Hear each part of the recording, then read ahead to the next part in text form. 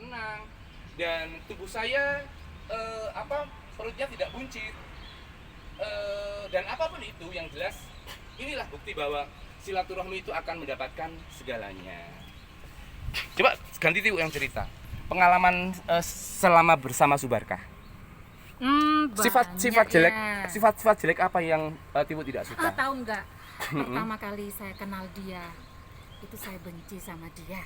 Kenapa? Karena di tengah-tengah kita lagi kusuk, kita lagi konsentrasi membahas P4, dia tiba-tiba naik di panggung dan mukul gong. Dan tiba-tiba aku pingsan ya. Siapa yang tidak benci? Dan sampai dari situ aku benci padamu loh Kak. Tapi dari situ aku dapat pelajaran, jangan pernah membenci seseorang terlalu berlebihan, karena akan benar-benar cinta. Giting nyanding toh. Oke, yes. Dan bahkan Afin juga pernah cemburu sama seorang Tiwu. Karena kita bersaudara ya. Dan kita punya masa lalu, dan masa lalu itu nggak akan, meskipun foto kita disobek oleh siapapun, nggak akan pernah hilang. Karena foto hanya kertas, hati dan perasaan. Kan gini ya, ini pernah dulu saya deket banget sama Barkah. Begitu juga saya kenal banget sama almarhum ibu bapaknya Barkah, saudara-saudaranya juga gitu. Dan ketika Barkah mau pamit mau menikah gitu, peluk-pelukan sama Afin, iya, peluk-pelukan sama Afin ngasih hadiah. Terus kemudian selamat ya Vin gitu kan. Terus kemudian orang tuanya Barkah itu sampai pernah bilang gini ya, lo gak sih karo Tiwu. Nah, sama mbakmu Mas Wahyudi yang bilang gitu ya. Mas Wahyudi. Gak sih karo Tiwu. Seperti itu. Dipikir kita ini pacaran. Lah mbak yang Jember kan juga. Kok gak karo Tiwu ae sih? Karena saya juga sering main ke situ sih. Ya naik becaknya kan dari sana. Malam-malam kan. Nah, seperti itu sih. Jadi yang kita bis kita kecelakaan sama Tiwu ya? Sama saya. Enggak sama Farid ya? Sama Farid. Farid ketinggalan nih gone Mbak Verika. Ketinggal di terminal. Iya. Mbak Verika, terima kasih nasi yang masuk di kita pernah makan di sana, sehingga kemarin kan saya juga tidur di sana, Bu. Dan di apa? Iya. Setiap saat mesti saya mampir dan selalu ditraktir sama Mbak Verika. Alhamdulillah. Itulah rezeki-rezeki yang diberikan oleh Allah. Kadang-kadang kita kemana-mana tidak usah beli oleh-oleh. Ini tadi Tiwu juga ngasih oleh-oleh. Jangan gitu kan, cuma sedikit. Enggak apa-apa. Bilang. Bukan masalah sedikitnya, tapi perhatiannya itulah. Sehingga Tiwu dapat parfum dari Paris juga kan, Bu?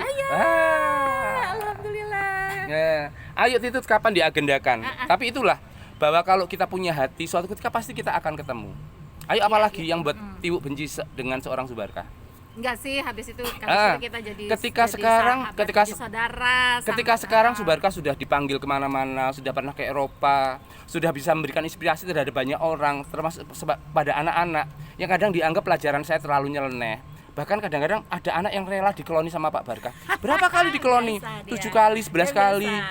Dan ketika kalau orang yang nggak kenal dia mungkin akan beranggapan negatif. Nah, ketika saya ketemu dengan orang-orang yang peluk-pelukan, terus tiba-tiba saling cipika-cipiki, orang pasti heran. Padahal kita juga belum lama kenal. Iya kan? Dikira engko sing modus ku Barkah senengane ngomong-ngomong. Enggak apa-apa. Selama tidak ada tuntutan kan enggak masalah. Berarti suka sama suka. Gitu kan, Bu ya? Oke. Apalagi, Bu, coba? Ini ada pengalaman unik ya sama Barkah. Ini Barkah nikah dulu, saya belum nikah, dia nikah. Saya sempat juga ketika Barkah akan selamatan di rumahnya, saya datang ke sana gitu ya. Nah, tetapi setelah tahun berapa tuh nikah? 2000. Tahun 2000? Iya. Nah, tahun 2000 nikah, dia sampai pokoknya pengalaman gini. Dia diangkat PNS dulu. Ya, diangkat PNS. Setelah itu saya tahun 98 diangkat PNS. 99 saya prajabatan. Ternyata bareng sama dia. Masa iya sih? Iya, Jalan Kawi? Iya, kita bareng. Aku jadi dirigen. Kita bareng. Irama langkahmu, Mas Korbi ya dia. Iya, kita bareng. Pokoknya, ya Allah iya, kita bareng bareng prajabatan pokoknya. Nah, habis itu kita bareng prajabatan. Padahal kita sama sekali padahal dia dulu diangkat nih, dia diangkat PNS. Nah, habis itu dia nikah. Saya belum nikah. Kersane Allah. Sampai saya menikah istrinya belum hamil. Dan ketika saya menikah, istrinya Istrinya belum hamil. hamil. Nah gitu, jadi umur anak kami tuh Sama hampir Sabta sama. ya? Iya, sama Sabta.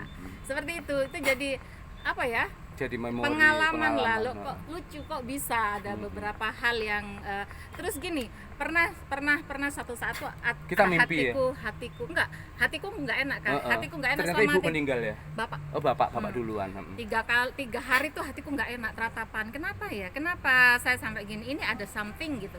Nah ternyata malam-malam Barkah telepon cerita kalau bapak bapak kepundut pertama dulu. gitu.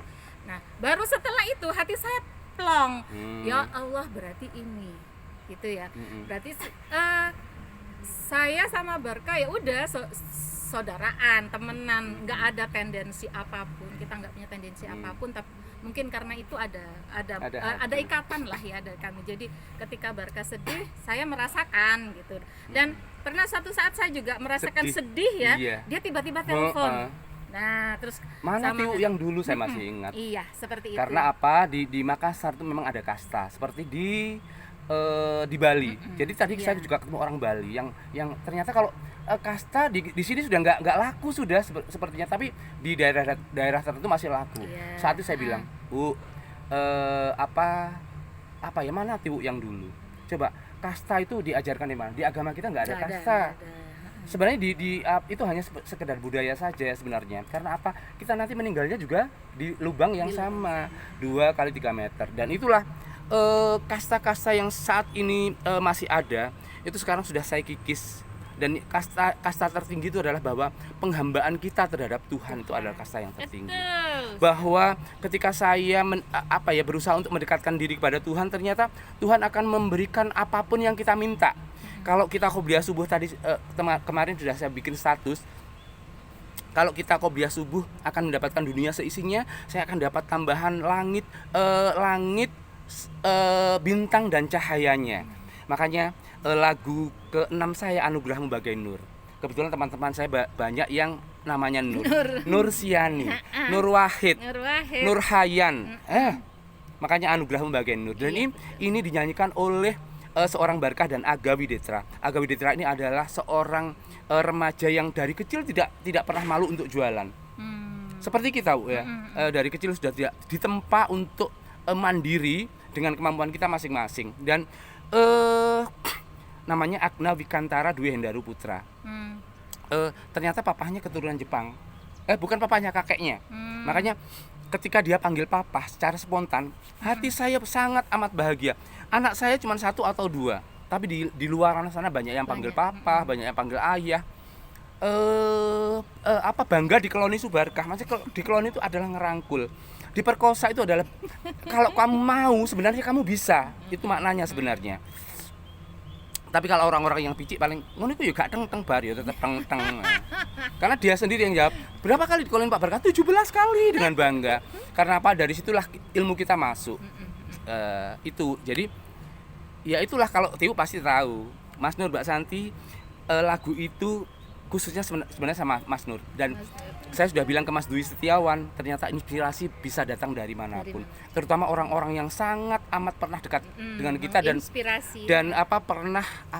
pernah mengalami suka duka kehidupan. Dan ini terwujud di usia Barkah yang 50 tahun, yang mungkin beberapa kita tidak tahu umur kita, tapi minimal ketika kita sudah mati, sudah banyak anak-anak yang terinspirasi dengan apa yang kita lakukan. Termasuk Tiu membuat buku, saya belum pernah buku satupun. Tapi kalau buku kelompokan sudah pernah 1 kali. Tapi ini sudah saya susun Anak Bakul Cambah Merengkuh Menara Eiffel. Judulnya seperti itu. Dan itu adalah cerita-cerita tentang kita yang nanti akan saya sebut dalam buku itu. Meskipun Tiu sudah banyak menciptakan buku, tapi dia belum pernah menciptakan lagu. Emang nggak bisa. Nah, suaraku nggak enak. Itulah kelebihan dan kekurangan yang saling melengkapi yang diberikan oleh Allah, sehingga kita bisa bertahan hidup dan hidup secara ekonomi dengan karya-karya kita yang pasti berbeda dengan yang lain. Yuk ya. Ada lagi? Ada di pengalaman menjijikan dari kamu itu, masih ingat sampai sekarang. Apa itu? Pas kita mau Rujaan. layout bukan, Oh, kita layout. mau layout buku di Surabaya. Di Surabaya, di Pak Kita Dian ya? beberapa kali itu, ya. Terus satu saat Barka ngeluarin uang tuh kan, dulu nggak ada. Oh ini iya, duit tatik SMP. kurang Pedile ajar. hilang. Ya, jadi dia ngeluarin uang, saya nggak tahu, terus dia enak bilang, "Bu, hitungan." Bisa kan ngitung ya. Habis itu dia bilang, ikut tak nonton siapa?" Itu berapa juta ya dulu ya? Oh, nggak tahu, 4 jutaan ya? sekitar ya 4 jutaan tahun 1996. Iya. 96, 95, Ya siapa yang tidak 96. takut coba? Satu-satunya yang Naik bis, guys. satu-satunya yang paling aman adalah di situ uang kita aman. Dan saya memang nggak tahu, bener nggak tahu. Iya. Saya nggak tahu uangnya itu dipegang siapa. Maksudnya Barkah. Pokoknya saya nggak tahu uang itu di mana. Pokoknya saya ikut karena saya dewan redaksi waktu itu, dia Pimret ya. Belum masih Belum, ya, aku masih kita ya. ilustrator kayaknya. Terus kita memang disuruh ke sana berdua, tidur di rumahnya siapa itu? Mbak siapa itu yang di Jakarta? Di Surabaya itu. Oh, Mbak ya? Iya paling ya. Di Benowo kan? Lah iya ya Allah, Yang Mbak satu kamar. Mbak iki tiwu Mbak Mbak sekarang di Tuban. Oh gitu. Iya. Kita satu kamar berdua. Tapi kan tidak pernah terjadi apa-apa. Enggak, pokoknya Sama-sama pokoknya perempuannya. keren kalau sama dia. Aku tidak pernah ikut takut ternoda. Gitu. Sudah Bu, iya. itu aja ya. Tapi apapun itu dia ternyata pernah juga susah gitu loh. Oh, Ya Allah iyalah. Bar, aku Bar ya Allah gak ono regane ning Makassar. Ternyata saya datang ke Makassar, saya dihormati dengan orang-orang Makassar, dijamu. Berarti salah kan? Saya pernah ke Bonotiro, pernah ke makam Hasanuddin, ke Losari yang dulu Tiwu pernah cerita Bar ke Losari. Sekarang saya bisa menikmati Losari, bisa menikmati tanah Toraja, bisa menikmati tanah Pantai Bira 0 km yang Tiwu belum pernah ke sana kan. belum. Pak Rijal terima Kalau kasih atas Losari kebaikannya. Itulah silaturahmi, bahwa kita disambut dengan orang-orang Makassar, dielulukan karena kita bisanya ngevlog aja. Iya.